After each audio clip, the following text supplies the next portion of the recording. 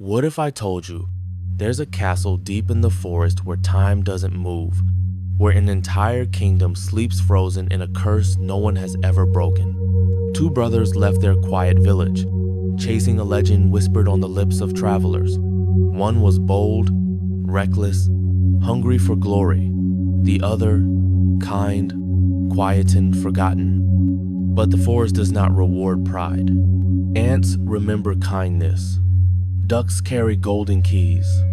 And a single kiss, guided by a queen bee, may awaken not just a princess, but the world itself. This is not just a bedtime story. It's a test of spirit, a journey through shadows and silence, a tale where the softest heart becomes the strongest sword. So lie back, breathe deep, and let me take you where only the brave dare go. To the sleeping castle. In a quiet village wrapped in whispering pines and soft hills, there lived an old shoemaker named Elias. He was known not for wealth or grandeur, but for the gentle way he shaped leather and stitched soles with care only the forgotten know. His small cottage smelled always of cedar and oil, and inside it, he raised two sons, Rowan, the elder, bold and sharp-tongued, and Callan, the younger, quiet, observant, and kind. They grew up hammering nails into boots and threading fine needles through weather-worn hides. Though the work was steady, it never left much room for dreams. Still, dreams found their way in softly, like wine between the shutters. Rowan longed for something bigger than stitching seams and polishing buckles. Callan, though content in silence, often stared into the woods with a look that said he, too, was listening for something beyond. One autumn morning, just as the fire crackled to life in the hearth, a traveler knocked at their door. His coat was torn, but his stories were rich. While Elias worked on mending the man's worn boot, the boy sat cross-legged nearby, enchanted by his tales of mountains kissed by snow, deserts lit by stars, and oceans that breathed like sleeping giants. But it was one story in particular that stirred something deep in Rowan. The traveler spoke of a forgotten castle, buried in the heart of a sleeping forest, its towers swallowed by ivy, its halls silent with magic. He claimed the entire court had fallen into an enchanted slumber. At the castle's center, a princess lay waiting, untouched by time, her breath steady beneath silken sheets. Many had tried to reach her. None returned. It was said that whoever awakened her would not only win her hand, but inherit the castle and all the lands it watched over. Riches, legacy, power, and a tale to be remembered. Rowan's eyes gleamed like struck flint. That very night, by the firelight, he declared his intention. "I'm leaving at dawn," he said. "I'll find that castle. I'll break the spell." Callan, who had listened quietly, raised his brow. "And what makes you so certain you can do what no one else could?" Rowan smirked. "Because no one else was me." Callan tried to reason with him. "What if it's just a story? What if you don't come back?" But Rowan's mind was already in the forest, already brushing past tangled branches and standing before locked gates of legend.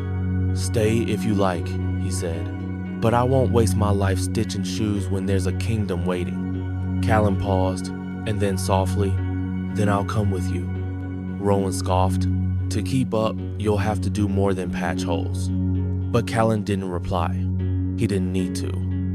By morning, they packed 2 small satchels, a loaf of bread each, wedges of cheese, and flasks of clear spring water. Elias hugged them both tightly, his weathered hands trembling. To Rowan, he said, "Keep your brother close. He may not be as clever or brave, but his heart will lead you true." The brothers stepped beyond the edge of their world, past the village, into the arms of the forest. Sunlight dappled the trail, and birds called softly above. At first, it was almost peaceful in adventure, warmed by hope. But as the hours wore on, the forest thickened. The canopy stole the light. The silence became a hush that felt too still, as though the trees themselves were holding their breath. By midday, they had walked farther than ever before. No other travelers crossed their path. The trail narrowed, then dissolved into moss and roots. Rowan pressed on without hesitation. Callan followed, quieter now, sensing the story unfolding around them. Then, in the dim green stillness, they came upon a trail of ants, thousands of them, busily working in the center of the path, carrying crumbs, leaves, bits of bark, a living river of purpose. Rowan didn't stop. With a careless nudge of his boot, he collapsed a portion of their tiny hill. Ants scattered. "Why did you do that?" Callan asked, stepping back. "They're just ants," Rowan muttered. "Besides, they probably bite." But Callan knelt gently.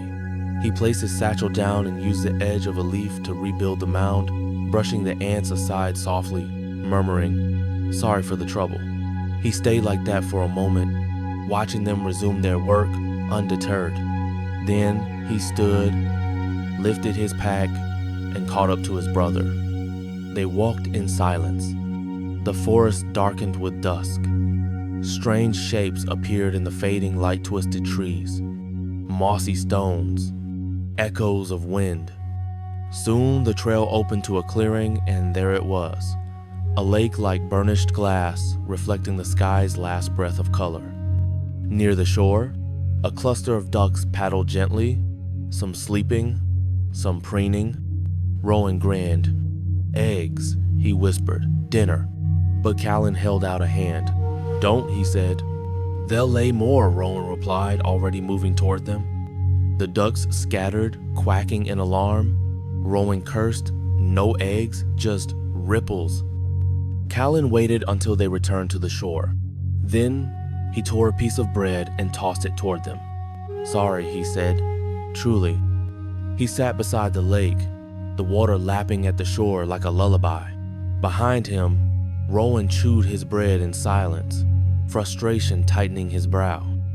That night, they slept beneath the starstone, dreaming of glory, the other listening to the wind, wondering if the forest had already begun to answer them. Morning didn't burst into gold. It arrived in whispers of pale shimmer brushing against the lake's edge, as if the sky were still dreaming. Callan woke first. Dew clung to his eyebrows, and the chill crept gently through the weave of his coat. Beside him, Rowan was still asleep, curled against his travel pack, his head tilted slightly toward Callan's shoulder. A quiet moment, but Callan could feel it. The dream was about to step into daylight. They stirred, shared the last bites of their bread in silence, and resumed the path without ceremony. The forest deepened. Branches tangled like old thoughts, and even their shadows fell quiet. It felt like the world was holding its breath. By midday, the sun floated above the trees, but barely touched the mossy floor. They reached a hollow tree humming softly, as if the forest was exhaling in rhythm. Inside, a beehive pulsed with golden life. "Bees," Rowan whispered. "We could take some honey, just a little." Callan peered into the hollow. The bees moved like sunlight, graceful, alive, delicate. He shook his head. "This is their home. We don't take what isn't offered." Rowan smirked. "Nature provides. It's what it's for." Callan didn't argue. Instead, he quietly took the last bit of bread from his bag and handed it over. "You eat, I'm fine." Rowan grabbed it, muttering something about softness, but didn't disturb the hive. Maybe he was tired. Maybe he sensed something shifting in the air. They kept walking. Roots snaked underfoot like fingers of the earth, tugging gently at their heels. The deeper they went, the more the silence grew not empty, but expectant. Then, the trees parted. Before them rose a massive iron gate, weathered, vine-covered, and ancient. Behind it, a crumbling stone walkway led through a garden of tangled weeds and into the shadow of a great gray castle. Ivy climbed the walls like frozen flame, and broken windows reflected nothing but time. It didn't look dead. It looked asleep. Rowan moved forward eagerly. The gate creaked open with a shiver of rust. Callan followed, each step feeling like it pressed deeper into a dream, left unfinished. They approached the castle, doors thick oak, bound in black iron, with a gargoyle-shaped knocker like a sentinel from another age. Rowan lifted it without hesitation and knocked. The sound echoed through stone like a memory returning. No answer, but then movement. Through the dust-smeared glass, a figure appeared. Slowly, deliberately, an old woman emerged from the darkness within. She opened the door without a word. Her face was carved in silence. Her eyes carried 1,000 stories. "Do you live here?" Callan asked gently. She didn't answer. Instead, she turned and beckoned. They followed. Inside, the castle was quiet, not dead, not abandoned, but suspended. Suits of armor lined the corridors, cloaked in dust. Spiderwebs hung like silk veils across corners. Every creak of the floorboards felt like they were stepping on the breath of something dreaming. The woman led them to a vast hall. A table, impossibly long, was already laid with food cheeses, roasted meats, soft bread, sugared fruits. A fire burned in the stone hearth, warm and golden. Rowan wasted no time. He dropped into a chair and began to eat with a grin. "I've had worse breakfasts." Colin hesitated, but the warmth of the fire, the aroma of spice and salt, the comfort of full plate salt drew him in. He sat and ate. They dined until they couldn't take another bite. Then, without even realizing it, they both slipped into sleep, deep, dreamless, and warm. In Callan's dreams, the ants returned, the bees, the ducks on the lake, not Symbol's memories, a soft whisper of nature remembering kindness.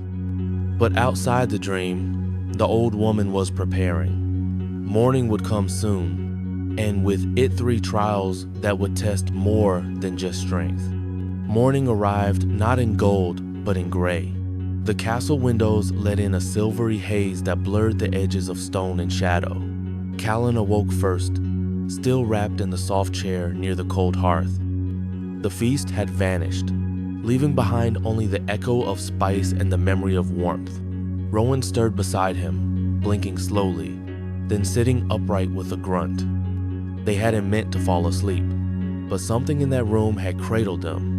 The enchantment was real, not in some loud, obvious way, but in the silence that softened time. The old woman appeared once again. Her eyes were not unkind, but they held the weight of centuries. Without greeting, she spoke. "To awaken this castle, you must pass 3 trials. Each one impossible, each one vital. Fail any, and you will sleep like the others, perhaps forever." Rowan stood quickly. "I'm ready," he said, puffing his chest with confidence. "I'm not afraid of a few tasks." Callan looked at her calmly. "What's the first trial?" But she only motioned for Rowan to follow. They moved through winding halls past cobwebbed portraits, staircases curling into shadows, and long-forgotten doors. At last, they stepped out into a courtyard where weeds grew like wild prayers. It had once been a garden. Now, it was a tangled grave of green. The woman spoke again, her voice like a page turning in an old book. 1,000 enchanted seeds lie scattered here. You have until sundown to find them all. Find only 999, and you sleep. Without waiting, she turned and disappeared into the stone corridors. Rowan rolled up his sleeves. 1,000? I've done harder things. He began immediate pushing aside vines, digging in the earth, turning over every stone. Callan stayed behind, watching quietly. The air was thick with the weight of something unspoken. Hours passed. The sun crawled higher, then lower. By late afternoon, Rowan's hands were shaking, his face smeared with dirt and sweat. As the last sliver of sunlight vanished behind the tower, Rowan slumped to the ground. His pockets held only 217 seeds. He didn't even make it back to the room. Somewhere along the corridor, he fell into a deep, still sleep, his body resting upright on a stone bench, breath steady, eyes closed like all the others. Callan found him there. The old woman met his gaze and said softly, Will you attempt the trial, knowing how easily it claims even the bold? Callan looked at his brother, then back at her. I won't leave him here. I'll try. They returned to the garden together. This time, Callan didn't rush. He sat quietly at first, his hands resting on his knees.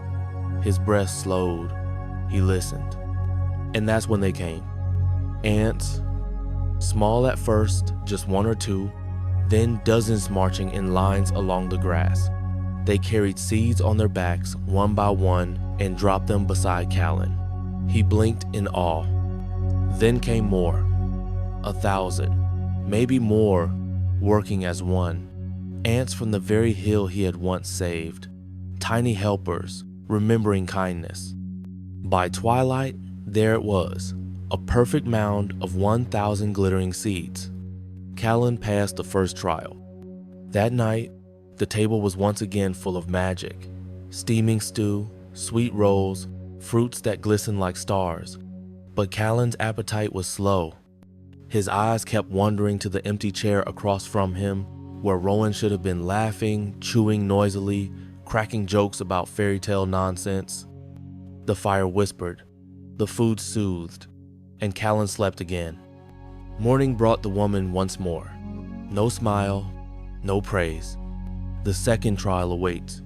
This time, they stepped outside and followed a different path that wound behind the castle to a still lake, hidden by overgrown willows and fallen trellises. Roses tangled across old marble benches.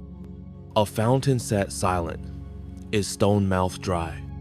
The woman pointed to the water. Somewhere beneath lies a key. You have until sunset to find it, or you sleep. She left without a word more. Callan removed his boots, stepped into the cold water, and waded forward. His feet sank in the muck. Algae curled around his calves like old regret. The water was thick, dark, impossible to see through. He tried, he stumbled, he reached and came up with nothing but wet leaves and stones. His strength began to fade. Sitting on the bank, soaked and shivering, Callan whispered a quiet prayer. And then, wings. A ripple across the lake. Ducks. They glided toward him from the far shore 6, maybe 7, quacking softly, their feathers shimmering in the sun. One dipped below the surface, then another. They swam gracefully in wide circles, diving and rising again. Finally, one waddled to the shore. In its beak, it carried a golden key. It dropped it at Callan's feet, then quacked once and rejoined its flock. Callan held the key in both hands, tears rising in his eyes. The second trial was complete. The third morning dawned with a hush, as if the castle itself was holding its breath. Callan rose slowly from his chair, the fire behind him only glowing embers now. The grand dining table was once again cleared, silent as a chapel. A sliver of light peeked through the stained glass window, casting colors on the cold stone floor. He didn't need to wait long. The old woman appeared in the doorway, still wordless, but something had shifted in her gaze. Not warmth, no, not yet, but something close to recognition. She turned without speaking, and Callan followed. This time, they climbed, up the winding spiral stairs, past dusty portraits and faded tapestries, past doors that hadn't been touched in centuries. The air grew thinner, heavier. At last, they reached a tall wooden door, blanketed in cobwebs. The woman reached into the folds of her robe and produced the golden key gifted by the duck who remembered. She placed it in the lock. Click. The door creaked open, and the room inside was soaked in stillness. It was a grand chamber-high ceilings, velvet curtains drawn half shut, and 3 tall windows letting in filtered sunlight. Dust danced in beams of gold. But what drew Callan's breath still was the bed. A canopied marvel carved from ancient wood, draped in silks the color of moonlight. And upon it, 3 women lay sleeping, identical in form, each with chestnut hair falling over white gowns, all serene, All still. Callan stepped forward, uncertain. The old woman spoke at last, her voice barely more than wind. One of these is the princess. The others are her closest ladies in waiting. When the enchantment fell, they had just finished dessert. The princess chose honey cake. The others chose candies made with white sugar. You must choose the one who tasted honey. If you kiss the wrong one, you will fall under the same spell forever. Then she left, closing the heavy door behind him. Callan was alone. 3 women. No hints, no movement, no sound. He studied their faces, each peaceful, each unknowable. He could not guess by beauty or by poise. They were all asleep in the same position, their hands folded neatly over their stomachs. He knelt beside the bed, unsure what to do, and then a sound. A soft hum. Wings? He looked up. There, near the window, hovering in a beam of sunlight, was a honeybee. But not just any bee. This one was regal in motion, her wings glistening like gold thread, her body sleek and delicate. It was the queen bee, the same one he had whispered to days ago. She moved slowly over the 3 women. First, she hovered above the maiden on the right, pausing briefly, then moving on. Next, the one in the center. A longer pause, a soft circle. But then, she drifted left. To the 3rd, there she circled once, twice, 3 times. Callan didn't need more than that. He understood. With steady hands, he leaned over the leftmost maiden. Her breath was shallow, her skin pale as pearl. Gently, he kissed her cheek. A silence. Then, a warmth began to spread through the room. The curtains fluttered. Sunlight poured in like golden wine. Outside, birds began to sing for the first time in years. Callan stepped back as the maiden's eyes fluttered open. Once, twice. She blinked up at him, confused but calm. I had the strangest dream, she whispered. The enchantment had broken. Moments later, the door burst open and a flood of warmth followed. Laughter, voices, the clinking of silver. The castle was waking every hallway, every chamber, echoing with life once more. The 2 other women stirred gently, blinking against the light. The princess sat up, placing her hand over Callan's raw. Who are you? She asked, her voice soft with wonder. Callan smiled. Just someone who listened. They stood together, watching as servants bustled through the corridors again. The cook wept at the sight of a boiling kettle. Guards blinked at swords once rusted, now shining. And in the grand hall, Callan saw Rowan, still seated on the stone bench, eyes closed. But something shifted. The spell was fading. Callan rushed to him, dropping to his knees. Rowan, he said, gripping his hand. It's me. Wake up. The moment passed like a prayer. Then Rowan stirred. A groggy voice, half laughing. Did we win something? Callan laughed, wiping a tear from his cheek. You have no idea. That evening, the castle held a feast not seen in generations. Candles lit every wall. Musicians played songs long forgotten. The princess sat beside Callan, her eyes watching him with quiet gratitude. Rowan, still dazed, made quick friends with one of the ladies in waiting. And when asked what finally broke the spell, Callan simply said, a few crumbs of kindness and a promise kept. The stars that night shone brighter than they ever had. And somewhere in the garden, the ants marched in quiet celebration. The dawn that followed the feast was unlike any the castle had known in centuries. Sunlight poured through tall stained glass windows, scattering color across polished floors newly swept of cobwebs. Laughter rang from hallways long silent. Fires were lit in hearths, and kitchens buzzed with purpose. It was as though the castle itself had exhaled, finally awake, finally alive. Callan stood on a high balcony, watching the forest below shake off its slumber. Birds darted between treetops. Distant streams shimmered. Somewhere beyond the canopy, a kingdom that had forgotten this place was about to remember. Beside him, the princess stood wrapped in a shawl. Her name was Elena.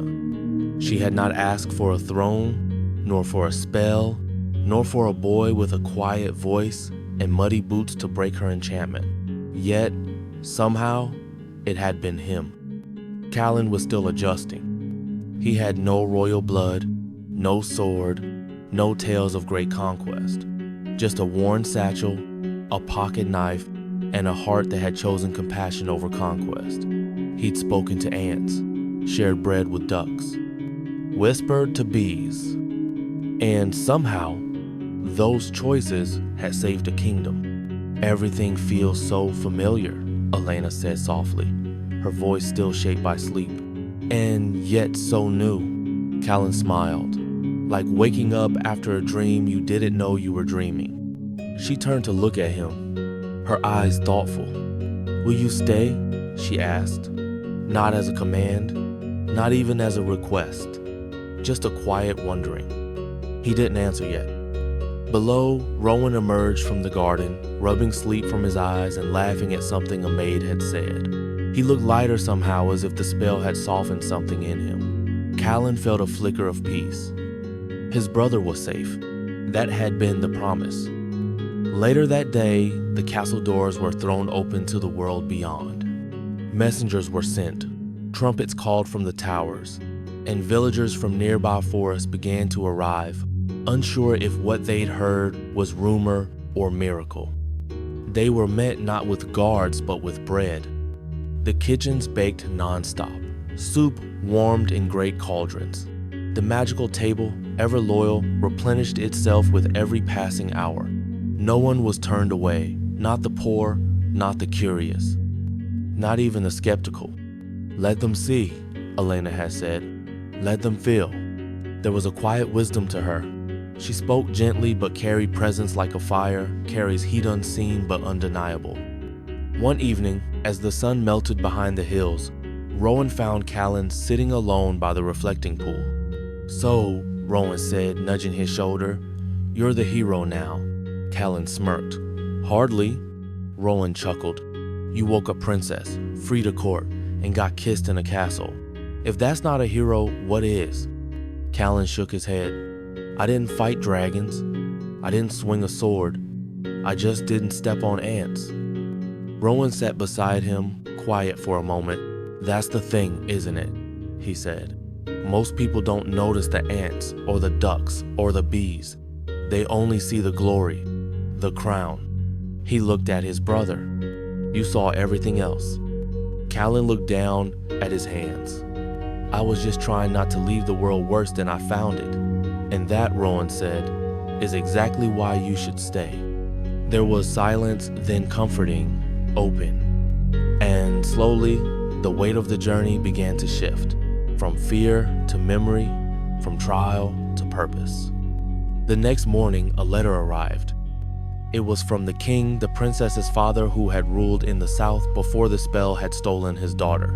He had grown old in his grief, but when word reached him that Elena had awakened, he wept with joy. The letter was brief, a blessing and a relinquishment. "She is queen now," it read, "and the kingdom is hers to shape." Elena read it aloud in the hall. The courtiers bowed not out of duty, but out of love. There was no coronation, no ceremony, just a knowing. And that evening, Callan made his choice. He returned to the quiet garden beneath the tower, where Elena sat beneath a tree whose branches still held whispers of magic. "I'll stay," he said. Her eyes met his, steady and bright. "But not as a prince," he continued, "not for the title or the gold." "Then why?" she asked, though she already knew. "For the story," he said, "for the forest, for the friends I didn't mean to make, and the lives I didn't mean to touch." She smiled, reaching for his hand. "And for the girl who ate honey cake?" Callan laughed, especially for her. In the weeks that followed, the castle became something new. A place where laughter and learning wove together, where bees were protected and ducks waddled freely across fountains, where breadcrumbs were always kept by the door, just in case ants passed through. Rowan became steward of the outer lands mapping forests, helping travelers, and teaching the younger ones about kindness without reward. And Callan? He became a storyteller. He traveled from village to village, never claiming glory, but always carrying wonder. He told of a sleeping castle, a whispering bee, and a choice that changed everything. And every time someone asked if it was true, he would smile and say, "Some stories begin with a sword, but the best ones, they begin with listening." Some days, the castle still felt like a dream. Even with the halls restored and the gardens reborn, there lingered a hush beneath the laughter, a quiet sense that the stones remembered. That enchantment doesn't always end when the spell breaks. Callan noticed it most in the early mornings. He would walk the corridors before dawn, before the servants began their day, and before the sun tipped golden across the eastern towers. And in those still, velvet hours, he'd swear he could hear echoes in the wall soft as breath, faint as memory. One morning, as winter folded itself over the mountains and frost webbed the garden gates, Callan passed by the old tapestry room. It was a chamber few entered anymore. The walls were heavy with embroidered scenes, kings hunting, queens in mourning, beasts with emerald eyes and flames on their tongues. But it was the back wall, the one covered in the least dramatic image, that caught his eye. A simple forest, a winding path, a single open door. He stepped closer. The threadwork shimmered slightly, catching the light from his candle, and for a moment it seemed as if the trees moved, as if the path lengthened, as if the door waited. Later that day, he told Elena.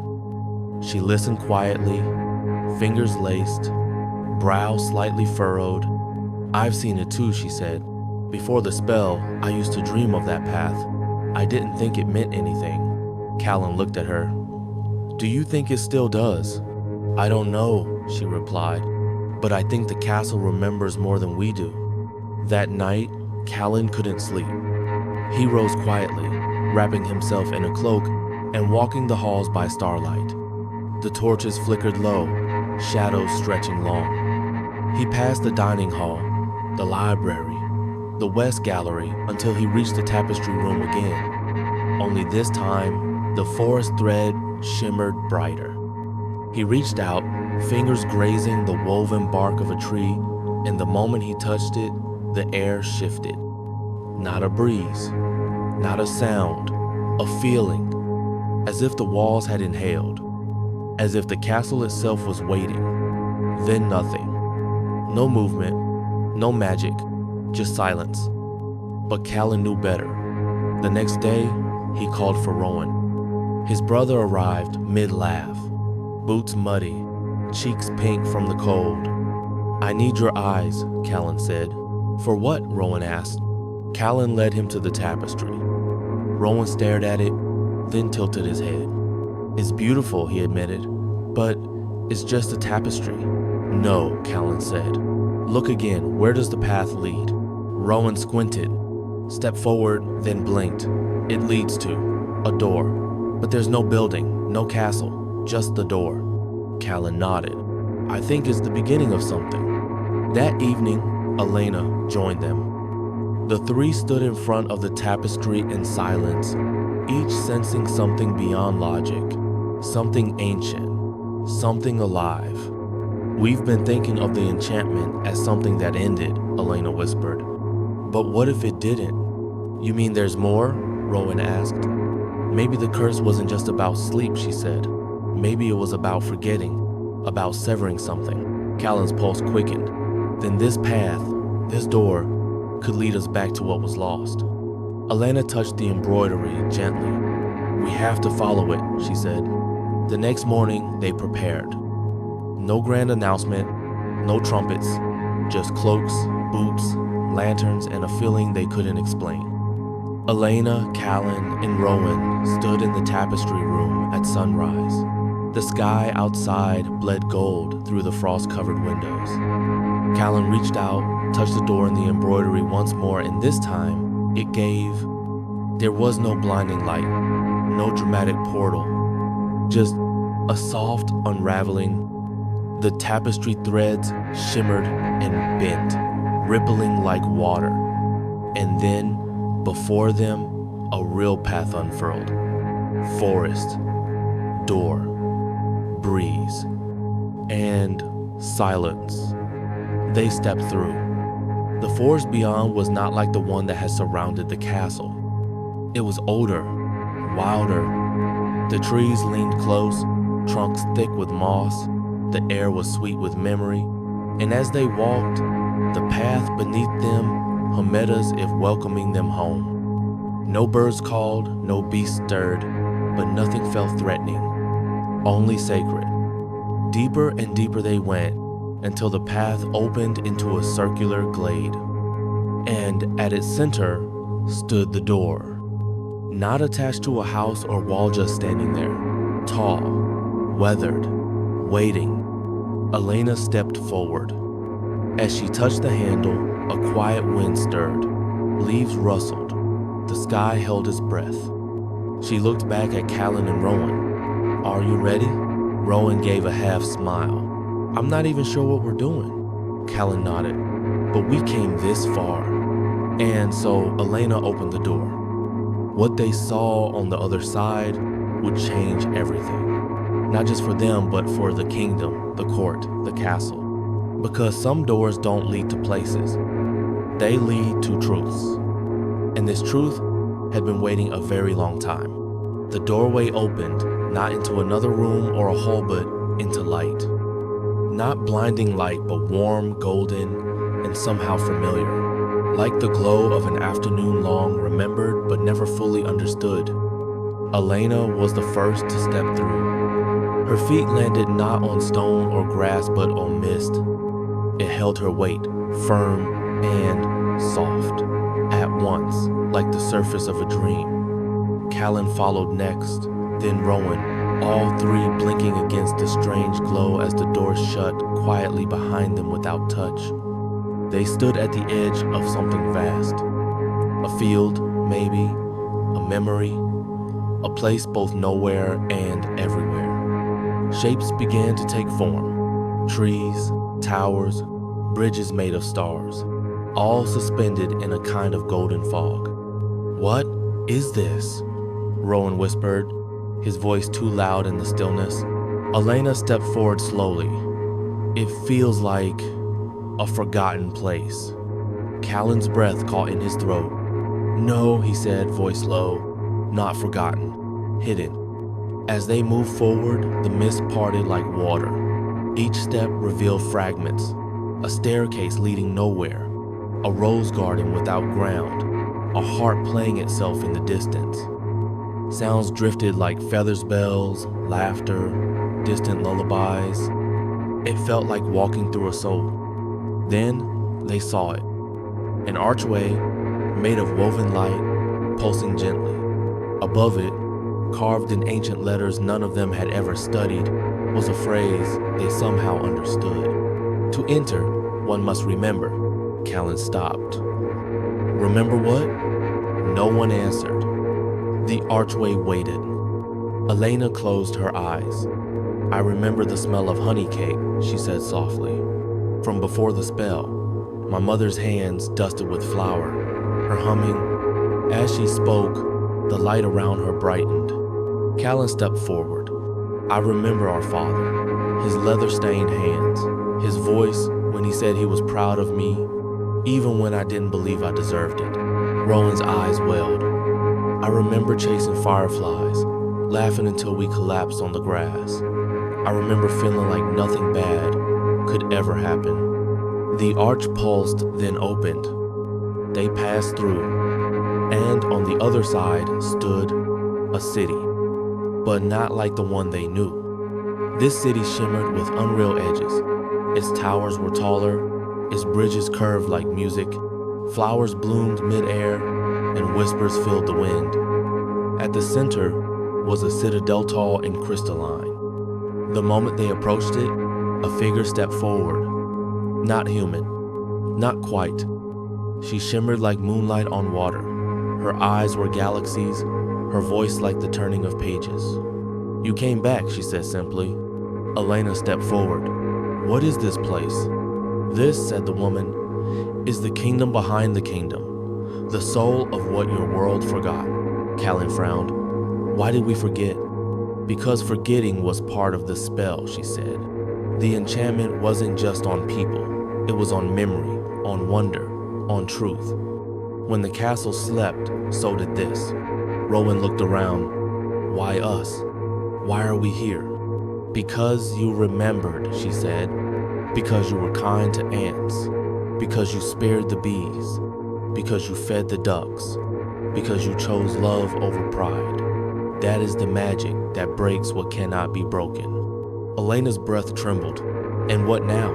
The woman smiled gently. Now, the world must choose whether to awaken, but it needs guides. Hearts that remember the old ways, the hidden truths. Callan felt something shift inside him. Not fear, not confusion. A calling? We'll help, he said. However we can. The woman bowed her head. You already have. She reached out and touched each of their foreheads. For a moment, everything was light. And then, they stood back in the tapestry room. The tapestry had changed. Now, instead of a forest and a door, it showed a city of light, a place made of memory and mystery. The stitches sparkled with new thread gold, silver, starlight. And below it, a new phrase, those who remember will lead. Outside, the bells of the castle began to ring. Not in warning, but in welcome. Callan looked to Elena. It's time. She nodded. Let's wake them. They opened the great doors of the palace. And as the townspeople gathered, they told a story. Of a sleeping court, of quiet kindness, of doors that led not to power, but to truth. They taught the children how to listen to bees, how to bow to ants, how to offer bread without being asked. And in time, the entire kingdom remembered. Not just what had been lost, but what had always been sacred. And though they ruled with grace and wisdom, Callan and Elena never sat too long on the throne. Because the real power wasn't in ruling, it was in remembering. Years passed, quietly, beautifully. The castle no longer slept. Its halls rang with music and the laughter of children. Its gardens bloomed not just with roses but with memories.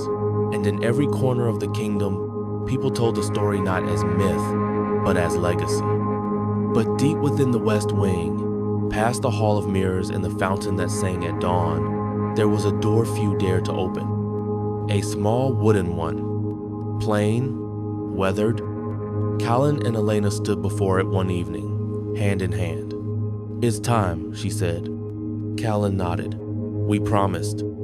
He reached forward and turned the handle. Inside, the room was still.